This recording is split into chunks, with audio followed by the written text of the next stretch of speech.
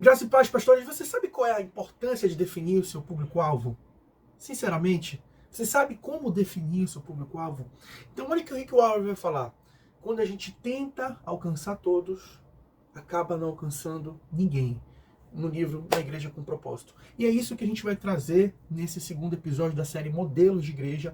Nesse assunto, público-alvo, a gente vai dividir em dois blocos. No segundo vídeo e no terceiro vídeo da série, nós vamos trazer um assessment e dados do IBGE para você entender a importância e vai ajudar você, vai ser algo para você definir na prática o seu público, certo? Nesse segundo vídeo, agora a gente vai trazer conceitos. E o que a gente já viu no anterior? O grande McDonald's não busca atingir todo mundo. Ele sabe que ele não vai atingir pessoas da rede premium, que buscam um restaurante mais premium.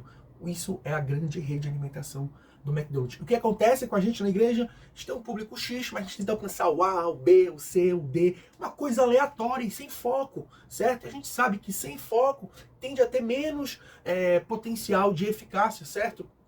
E aí, algo muito ruim na nossa igreja aqui no Brasil, que a gente assim, não trabalhou muito sobre público-alvo. Você vai ver grandes caras como Rick Warren, Andy Stanley, ele já tinha a definição do público-alvo logo no começo da igreja. E às vezes aqui a gente deixa Deus nos levar aqui, deixa as coisas acontecerem, meio que as coisas no aleatório. E às vezes a gente se perde nesse processo.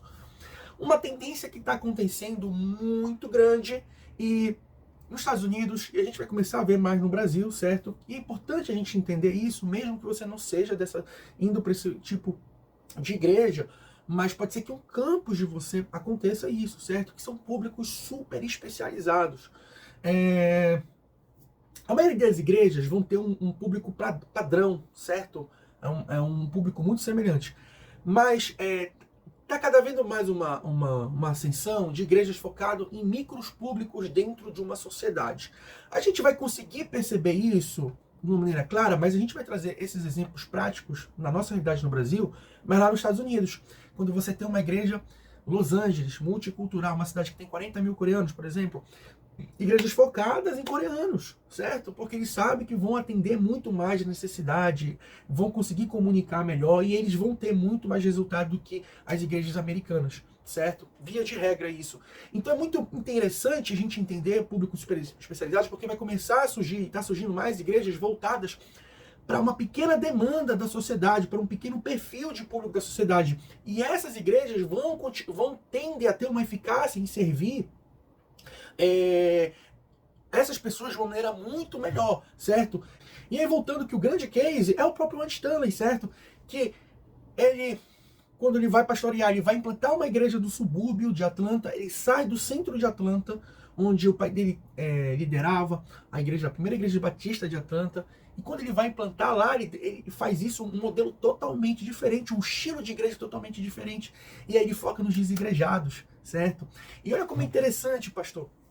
E o Andy, ele traz uma revolução ali em Atlanta e nos Estados Unidos, nesse público de desigrejados. Ele faz realmente uma igreja, ele não quer saber de crentes tradicionais que querem, que estão acostumados com alguns costumes ou algumas coisas. Ele volta a ter uma comunicação para essas pessoas que nunca foram à igreja, ou pessoas que tiveram decepção com a igreja. Ele reformula ali todo o conceito, e aí ele traz essa revolução que foi algo muito, muito, muito impactante, certo?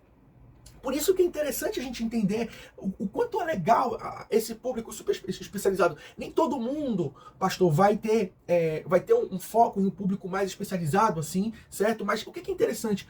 A maioria, há 30 anos atrás, a gente poderia ver, existem poucos desigrejados, 20 anos atrás, mas hoje já existe muita gente com decepção da igreja. Então, a margem da população, assim, está aumentando cada vez maior. Então, por isso que precisa de igrejas que tenham um foco maior, cada vez mais, igrejas que tenham um foco maior nesse público.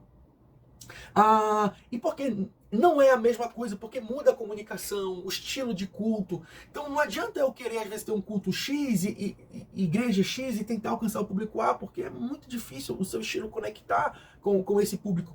E olha como é interessante isso, certo? Como é que uma grande farmácia de bairro, rede de farmácia, consegue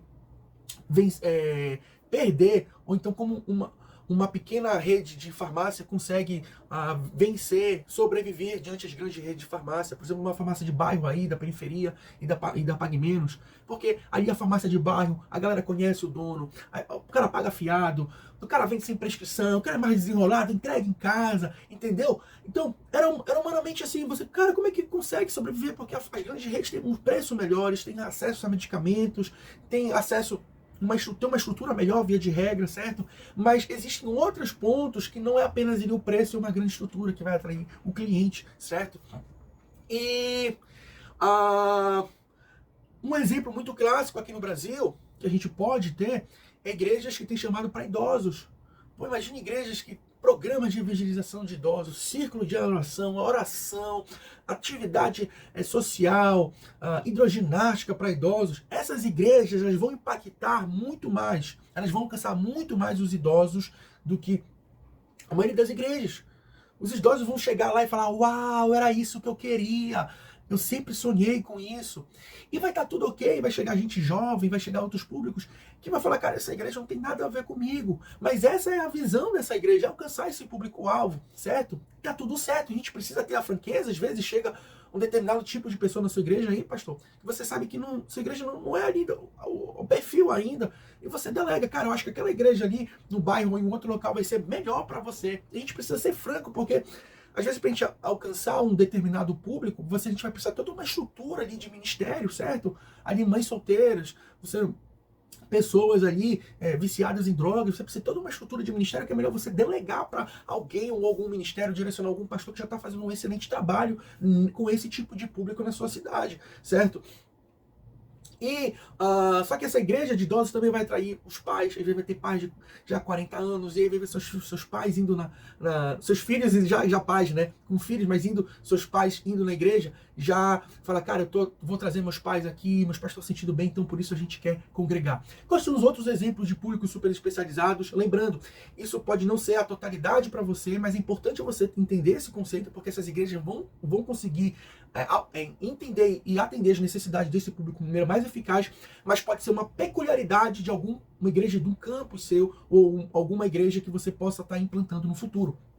Então, alguns exemplos: universitários, mães solteiras, empreendedores, profissionais liberais, refugiados, imigrantes, desigrejados, adultos solteiros sem filhos e casais sem filhos, certo? E ricos, gamers, certo? Uma igreja focada em games, existe isso no mundo online. E uma igreja que pode ter algum público focado em algum tipo de perfil peculiar da cidade. Por exemplo, Orlando, muita gente trabalha no turismo, então pode ter. Aí muda, as pessoas não vão ter, às vezes nem todo mundo vai conseguir no domingo de manhã para o culto, por exemplo, certo? Ou Los Angeles, que tem muitos artistas, lá tem igrejas focadas em artistas. Essas igrejas especializadas, geralmente elas não vão ter não vão ser mega igrejas, 5 mil, 10 mil, 20 mil pessoas, mas está tudo bem, porque essa foi o chamado e a visão que Deus deu para ela. O que é importante aqui, a gente não dar muito aditivo. Isso vai servir para você, pastor, de igreja de 300, 500, 700, 800 membros, porque a gente no começo ali, a gente não vai conseguir ter vários públicos predominantes que a gente vai querer alcançar, certo?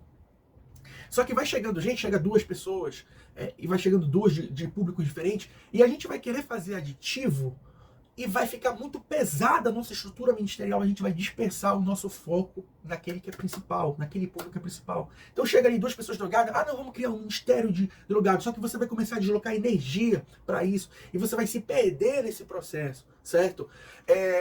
Existem aditivos, dá para fazer, não é uma regra sim ou não, mas isso é muito mais indicado em igrejas já consolidadas ou em igrejas grandes, igrejas ainda em fase de implantação, ou de 300, 400, 500 pessoas, ainda não é bom fazer muitos aditivos, porque a sua máquina ministerial ainda não é tão boa para isso, certo? O que a gente precisa entender, e isso é muito sério, que a regra, a exceção não pode ser a regra, certo? Um pastor analfabeto pode pastorear igrejas de empresários e milionários? Pessoas ricas? Pode. Para Deus tudo é possível, certo? Mas não é a regra, isso é exceção.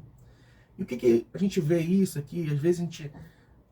vamos supor, eu não cresci num ambiente de pessoas ricas, eu não tenho contato com pessoas ricas, eu quero falar humildemente, é muito difícil, certo?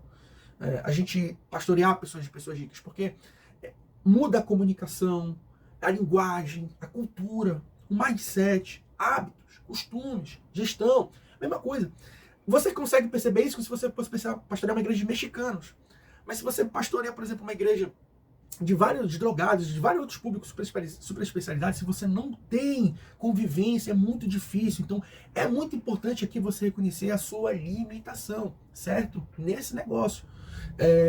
Para a gente não viver uma utopia e aí a gente acabar decepcionando, porque a gente vai tentar alcançar esse público, só que a gente não vai ter eficácia. Aconteceu com o David Amushu, isso, certo? A igreja era pobre, não era uma igreja, mas a realidade da Coreia era isso. Mas teve um boom tecnológico, teve um boom de crescimento e aí tornou um país próspero e mudou completamente a igreja, mas é uma exceção, isso, e não a regra. O que é a definição de público-alvo? É o grupo de pessoas que a igreja busca alcançar, discipular e integrar na comunidade de fé. Diferente do público geral, que pode incluir qualquer pessoa, o público-alvo é mais específico e definido de acordo com a visão, missão e contexto da igreja. E o que é muito interessante isso? Lá nos Estados Unidos existe um conceito chamado microchurch. Às vezes a sua igreja pode ter 150 pessoas, 200 numa cidade como, por exemplo, Fortaleza, de 3 milhões de habitantes. Mas se isso for a visão, cara, essas pessoas, se você está atendendo esse público super especializado, cara, essas pessoas vão agradecer eternamente por você. Porque você vai estar trazendo algo que muitas igrejas não vão estar conseguindo atender e entender as necessidades delas. E aí, então, não leve o seu coração, mesmo que você tenha um potencial, você vai ter um potencial de crescimento muito menor se você tem esse público super especializado.